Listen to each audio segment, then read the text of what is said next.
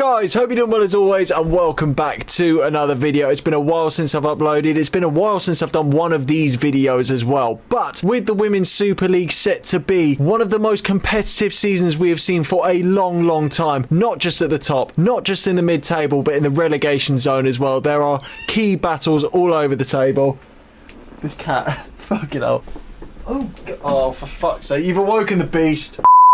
But before we get into the meat and gravy of today's videos, ladies and gentlemen, I need to talk to you about this football shirt that I'm wearing, which as I move back and I show you a little bit clearer, is an absolute beauty, sent to me by the lovely people at lusoccer.com. The price of football shirt these days are extortionate, with some of them reaching towards £100 a shirt. LU Soccer, on the other hand, they make authentic replica shirts, so they are exactly the same. Same design and same quality for a fraction of the price, ladies and gentlemen. It is a wonderful deal, about £30 a shirt. Really good quality from the two that they've sent me so far. As you can see, this one here, and I'm sure I'll show you the other one in a video in due course as well. But if you want to go and check them out, I will pop them in the link in the description below to their website. Go and have a look. Loads of different teams all across Europe, loads of different sizes. It's got everything you want. But let's get into today's Women's Super League table predictions, and let's start off at the bottom of the table. In 12th place, someone's got to be there, and I'm going with West Ham United. If one thing is for certain this season, the relegation fight is going to be just as tight as that race at the top of the table, with all of the first three teams I'm going to talk about today in real danger of finishing at the bottom. And unfortunately for West Ham, I think it is going to be them to bottom this league. Now, they managed to survive relegation last season fairly comfortably by 9 points. However, Bristol City are now no longer in the league, so that free 6 points isn't going to be on offer for all of the other teams in the league. And for West Ham especially, that is going to hurt them. Goals was their main problem last season, only scoring 20 as a team, which was joint bottom with Bristol City, who of course went down. To make matters worse, the two attackers that they've brought in to try and fill that void, in my opinion, I just don't think that they're good enough. Furthermore, the Japanese duo of Honoka Hayashi and Risa Shimizu are both losses that I feel haven't been well filled in the recruitment department, although the blow of losing Mackenzie Arnold has been fairly well filled with Kinga Semic from Rems. All in all though, I'm just not confident enough about the quality of the first team or the confidence of the first team either, and it doesn't fill me with much hope of a team that look like staying up. Skinner's side could absolutely prove me wrong, but out of the three I've mentioned, West Ham are the team that I've got the least amount of faith in staying up, which is why I've got them to bottom this league. Moving into 11th place now, and moving into a team whose safety is by no means guaranteed, I have gone with Everton. The wait for an Everton takeover is clearly having a massive negative impact for the men's team, but how much will the women's team suffer as well? It's a tricky one to say for certain, because the potential of where they could finish in the league varies a lot. Throw in how thin their squad already is, and arguably their squad being made worse in the last transfer window, it's something that worries me significantly, especially if this squad are played with injuries in a similar manner to how they were last season. Everton are really going to struggle. Their transfer business was tough, forced to offload Hannah Benison to Juventus just so they could afford to spend, but in their defence they've managed to pick up some very good deals, with the likes of Tony Payne and Inma Gabaro from Sevilla and Viatriki Sari looking to be good value for money signings. That being said, there is this bleak feeling surrounding the blue area of Merseyside, and I'm expecting a real drop off from last season to where they're going to finish this year, but I still think that there is just about enough in their admittedly thin squad. Furthermore, none of the players mentioned who they've brought into the club fill me with any confidence that they're going to be the players to step up and fill that goal scoring void that Everton also are struggling with, which is adding more and more reasons for worry for the Toffees. The one potential saving grace is the likelihood of Everton moving towards a new ownership, and if that is all tidied up and sorted out by January, that transfer window needs to be kind to them to give them a real hope of staying up. It's something that I think is going to happen, and something that I think will aid my prediction in keeping them up this season. 10th place now, and playing their trade for the first time in their history in England's top flight, I have gone with Crystal Palace. This season marks Palace's first ever season in the Super League after winning the Women's Championship by 1 point, scoring an impressive 55 goals and only conceding 20. Impressive numbers, that's for sure, and similar to that of Leicester and Liverpool in their promotion campaign, and obviously we've gone to see them become somewhat mainstays since their promotions. Will Crystal Palace's future hold that road in store, or will they follow the similar trend of teams being promoted from the Championship only to be relegated straight away? I do have a feeling that they will be able to break that tradition competition, and I think that we're going to see Crystal Palace here for a while. With 9 players in and 8 players out, there's been a whole load of changes in the dressing room at Gander Green Lane, which will be interesting to see how they settle. The addition of youth, however, adds even more hunger to an already hungry dressing room with a squad full of players who are determined to prove their place in this league. It's going to take a lot of fight and a lot of spirit to keep Crystal Palace up. However, I think they have both of those qualities in abundance. I don't think that they're going to set the league on fire, but I do think that they are going to fight for their place in this league, and that is a fight that I think that they will win. 9th place now, and I am going to go with Leicester City. It is another season and another new manager for the Foxes. This time, Amandine Mikel is the coach taking the hot seat with a weight of expectation on her shoulders from a very demanding club and a very demanding fan base. She previously managed Reims, who she won promotion with to the French top flight in only 2 seasons, giving them their first ever taste of football at that level, and seeing her final season at the club record a record 4th place finish as well as several positive cup runs. She has now got a very tough job on her hands at Leicester, with progress for the Midlands side looking hard to find given the fact that all the teams around them have strengthened significantly, but I think if you give her time and money, her appointment will pay dividends in the long run. Once rated as one of England's most hotly anticipated youngsters, Ruby Mace has made her loan deal permanent with Leicester, which is a great sign for the club as we know what she can do on her day. But like I said, the league quality is growing so fast season by season, and it just feels like Leicester's squad have drifted slightly away from the pack. They've got a bright squad, but I don't think that they've done enough business in the summer transfer window, and I don't think that they are going to be able to fight where many Foxes fans believe that they should be. I think it's going to be a slow and painful season for Leicester, but I can only reiterate what I've already said. Stick with this coach, give her resources and give her time, and she will pay dividends in the long run. 8th place now, and I am going with Brighton, and it has been a busy summer for the Seagulls, with a new manager through the door as well as 10 new arrivals and 9 players out the door. So Dario Vidicic has a real job on his hands in getting these players into one cohesive unit before the start of the season. This is only his 2nd job in management following his spell with Melbourne City between 2022 and 2024, topping the A-League table last season but losing the final 1-0 to Sydney. It's a tough step up in quality in the Women's Super League to what he's been used to so far, but that test will be made a hell of a lot easier by the arrival of Chelsea and England legend Fran Kirby, and if she can stay fit for the season, then Brighton have got themselves a real bargain on their hands. Nikita Paris is another experienced signing, but the youthful additions of Barcelona's Bruna Vimola on loan and Michelle Adjumang underline the balance in this team in what has been a positive summer for the club. The obvious disappointment lies with the departure of Elizabeth Turland to Manchester United, with the club's top scorer leaving a void that's hard to fill for Brighton. Ultimately, the main problem for Vidicic is getting all of these players to gel. If he can do that, I think that they will have a very good season. However, I just can't confidently put them any higher than where they are. So I think for now an 8th place finish for Brighton would be a very good season for the Seagulls. 7th place now, and a lot of people's dark horses for this competition to do well, certainly a lot better than 7th, I have gone with Aston Villa. Villa's ambitions to break into the top half of that Women's Super League table has been one that's been building momentum since their promotion in 2020. But the emergence of teams like Liverpool and Tottenham last season, as well as the likes of City and United becoming as strong as they have, has made their efforts to break into that top 6 much harder than first expected. They've got a new manager at the helm this season in Robert De Paul, who takes on this talented squad, made even stronger with the new addition of their record signing Gabby Nunes. She joins the already talented attack of Rachel Daly and the fellow new signing Kate Robinson, who impressed for Brighton as well as England at youth level. Furthermore, the additions of Sabrina D'Angelo eliminates any concerns surrounding the sale of Van Domselaar to Arsenal at the start of the transfer window, and Missy Bo-Kearns is a good young signing, poached from Liverpool, who I expect will impress when called upon. De Paul is a quality coach though, who's won titles in the top leagues of the Netherlands and Germany, so he is without question a wonderful coach who can take this team to new heights. I can certainly see where people are coming from backing Aston Villa so much, but for me, I just don't quite see them hitting those heights. Although given the uncertainty surrounding teams like Manchester United, Tottenham and even Liverpool, who haven't actually secured their place just yet, there is still every chance that Aston Villa could outgrow my predictions and finish higher up the table. For me though, I think that's just asking a little too much of them this season, and I think the future is bright, but I think looking at this season, another mid-table finish would be a good strong season for Villa. Can they kick on though? We'll have to wait and see, and I'm sure you'll let me know in the comments. 6th place now, and another shock, another one that's probably going to wind a lot of people up, but I've genuinely gone with Manchester United. Perhaps I'm being too harsh on Manchester United already, and I'm focusing too much on what what they've lost rather than what they've gained, but they finished in what many would consider as a disappointing 5th place finish last season, with most expecting a top 4 as a minimum, some hoping for a push on the top 3, but few would have expected Liverpool of all teams to pip them for that top 4 finish. Perhaps this is what led to Mary Earps leaving, with her quoting that a period of transition for United was stalling her short-term ambitions, and she is someone who's got huge gloves to fill, with no signing being confirmed on deadline day to replace her, which I think will hugely affect the Red Devils' ambitions this season. Furthermore, Hannah Blundell has announced her pregnancy with her first child, ruling the star player out for the season, which is another huge blow to the first team. And finally, the decision to allow their top creative, Katie Zellum, to leave on a free is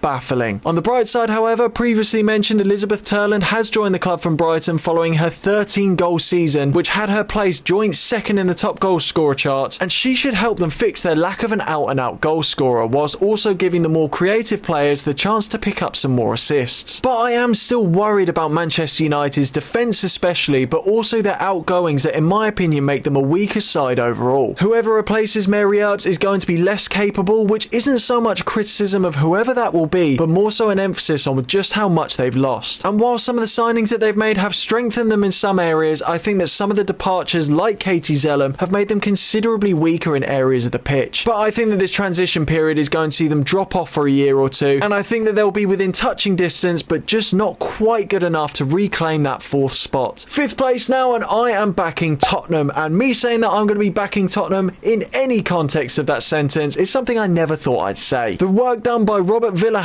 in his first season in charge cannot be overstated. An FA Cup run that took the club to their first ever FA Cup final, and just 4 points shy of Manchester United in 5th. It was a much steadier season than the campaign before, with almost double the points tally. To go 1 place better than they did last season this time round would be a massive achievement for the club, and one that I think that they are capable of. Getting the negatives out of the way, however, it is impossible to ignore that losing Norwegian forward Selin Bizet to league rivals Manchester United is a huge blow. Whilst her numbers may not have blown the league away, her influence in Spurs' attacking play was prominent throughout last season. Losing her while strengthening a direct competitor will absolutely hurt. Grace Clinton was the club's top provider last season as well, but her loan deal's now ended, leaving a creative void in this team. Hayley Rasso, though, from Real Madrid could offer them a new spark going forward, with a fellow Australian Claire Hunt and England youth star Ella Morris tightening up their defence after impressing in the Championship. Their transfer business has been steady, nothing that's going to hurl them up the table, but nothing that's going to drag them back down either. And Spurs have still got a lot of work to do in cementing their place higher up the table, but their project has started really well, and with a little bit of luck, I think that they could do that this season. Admittedly, I think that they'll do well to finish above Manchester United. There's going to be some surprises this season, and I think that Spurs finishing above United is going to be one of many. 4th place now, and another surprise package. I am going with Liverpool. They may have surprised last season, but I'm going to put my neck on the line, and I'm going to say that they're going to finish in the same spot 2 years in a row. Liverpool have taken some really positive strides as a football club since their promotion in 2022, and finishing in the top 4 for the first time since 2017, managing to break into what many perceive to be an impenetrable top 4 is the definition of rocking the apple cart. With Manchester United's struggles already mentioned and likely to come this season, I think that their transfer business underlines a team that is looking for consolidation this year, holding on to that position in the league and looking to build upon that in the future. They broke their transfer record, signing Olivia Smith for £212,000, with the 20-year-old impressing in the early stages of her career, with 31 goals scored in 29 games across her spells at North Toronto Nitros and Sporting CP. And could she be the answer to Liverpool's goal-scoring problems? Both Gemma Evans and Cornelia Kapkos seem like solid forward-thinking options as well, with a clear impetus on youth, building for the future and maintaining a top-half finish, with perhaps a future aim of putting pressure on those top 3. But for now, I think they're doing really well, and as I say, I think they're going to build on that this year thanks to the wonderful foundations put in by Matt Beard and the club's ownership. It is an exciting time to be a Liverpool fan. 3rd place now, and the big 3. Where are Arsenal going to finish? Where are Chelsea going to finish? And where are Man City going to finish? Only one of them can win, and we saw it settled by the finest of margins, and I think it's going to be similar this year. But in 3rd place, ladies and gentlemen, I am going with Arsenal.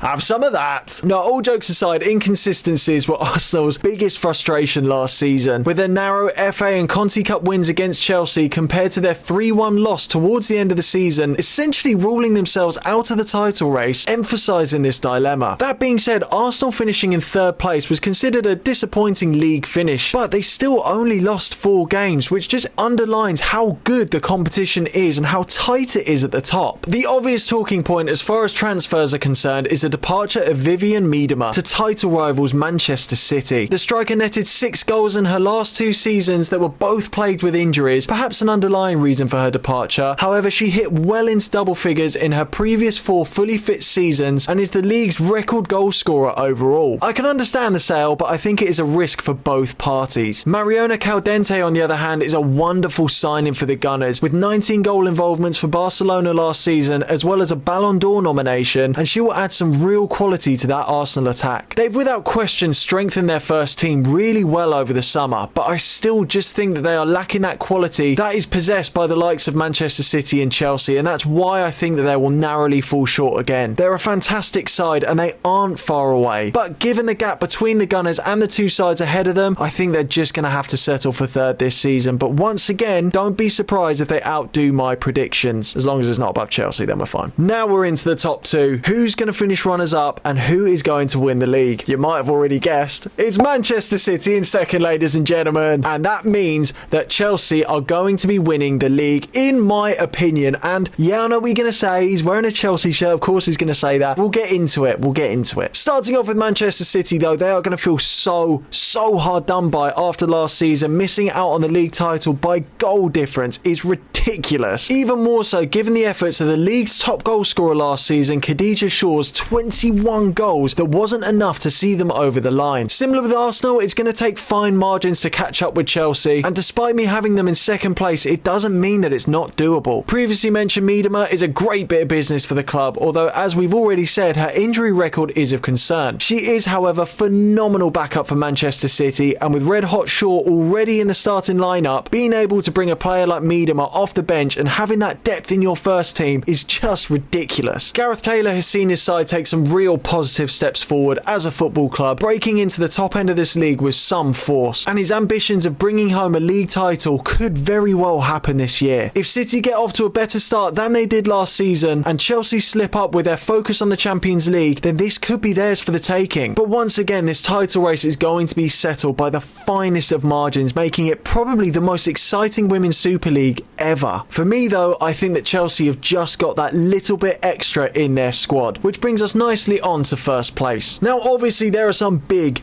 changes happening at Kingsmeadow this season, most notably of which being the absence of Emma Hayes. 7 Super League titles, 5 FA Cups, 2 League Cups and a runners-up medal in the Champions League in 2021. That is going to take a lot to replace. Sonia Bonpastor is a replacement following her tenure at Lyon, and she herself has won 3 back-to-back French League titles as well as the illustrious Champions League in 2022. And that's not to mention her accolades during her playing career. Now that is the big one for Chelsea this season, of course. The one trophy missing from their cabinet is, of course, the Champions League. Will Bonpastor be the manager to take the club to that next level? Let me know in the comments, because I think it could happen, but obviously we're here to talk about the Women's Super League, so let's not get too distracted. Their summer transfer business, though, for me is what makes the difference this season. There's a clear plan to move away from those fine margins that separated themselves and Manchester City last year, with the aims of a more comfortable victory this time round. Lucy Bronze, of course, is the standout. She's a serial winner, and even at her age offers so much on the pitch and gives Niamh Charles some great competition. Julia Baltimore is also a great bit of business on a free, as well as Julia Bartel, who underlines a strong core of youthful signings. Furthermore, the pending return of Sam Kerr will feel like a new signing, so long as she's not rushed, which is a massive plus to Chelsea's already threatening attacking options. Fran Kirby and Jess Carter will be missed from an emotional sense, but on the pitch I think Chelsea have improved by letting them go and bringing in the replacements that they have, and I'm expecting a near perfect season for the Blues to win this championship comfortably. The squad is so deep in quality, unlike anything else that we can see in this league, and with that Champions League aim in mind, it's just a case of trying not to lose focus on the league in the process of going for the Champions League. That will be the only thing that stops them from winning another Women's Super League title. But ladies and gentlemen, let me know what you think. Am Am I being too biased here? Am I looking at these signings that Chelsea are bringing in and getting way too excited? Am I being too harsh on teams like West Ham or Leicester, for example? Let me know in the comments, because I'm always keen to read your thoughts, and I'm always keen to read the dog's abuse that I get for putting one team slightly